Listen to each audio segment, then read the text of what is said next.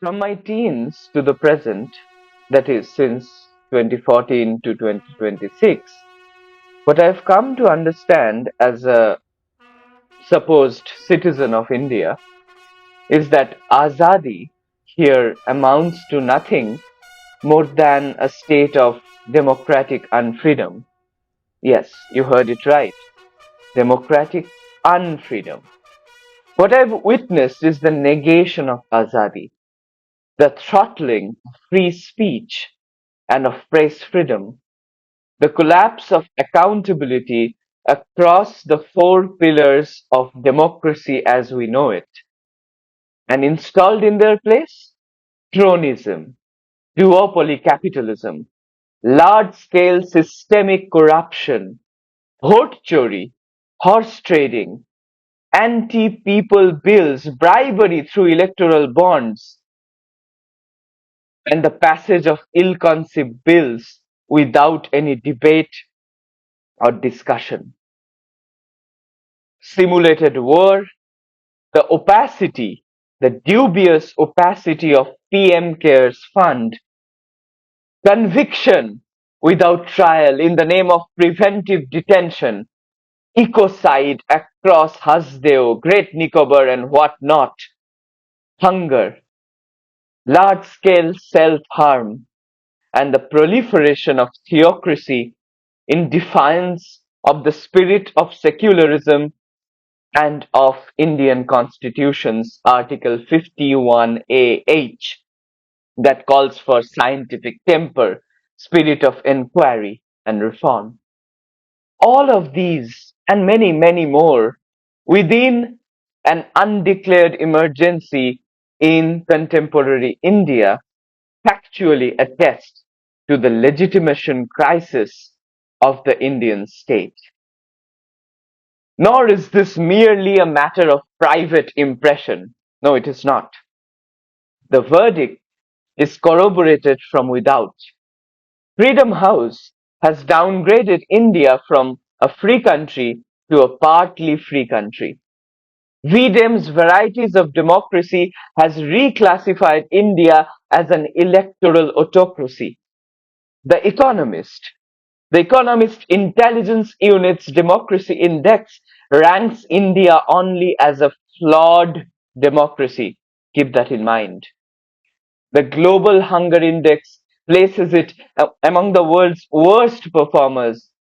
The RSF, the RSF World Press Freedom Index, consigns India to the lowest tier.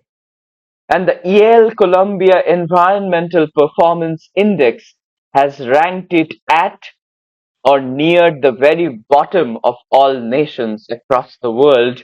This, alongside entrenched poverty and mounting external debt, to this, to this must be added the Chinese incursions, we might call them invasions, across the line of actual control, the LAC in eastern Ladakh, the Galwan Valley clash of June 2020, the sustained standoffs at Pangong So, the Depsang Plains, Demchok, the hot springs, Gogra, and Arunachal Pradesh, where the People's Liberation Army has transgressed India's borders over and over again, and Indian forces have forfeited access to long held patrolling points.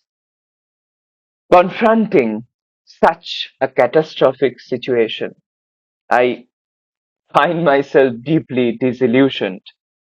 Yet, I know that this disillusionment is not mova foi, bad faith.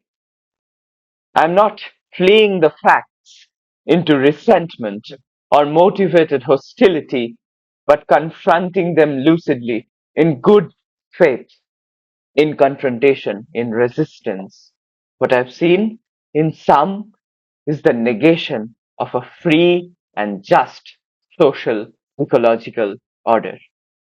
And so, mindful of the irreversible consequences of anthropogenic global heating and of the wider polycrisis into which it folds ecological, economic, political, and civilizational at once, I set out the following propositions, not to defer catastrophe but to face and act upon it while there is still time to act. First, the right to reject, a genuine, consequential, none of the above nota, whereby an electorate may repudiate the entire slate on offer and compel a fresh contest of elections, rather than the ornamental nota that at present registers dissent only to discard it later on.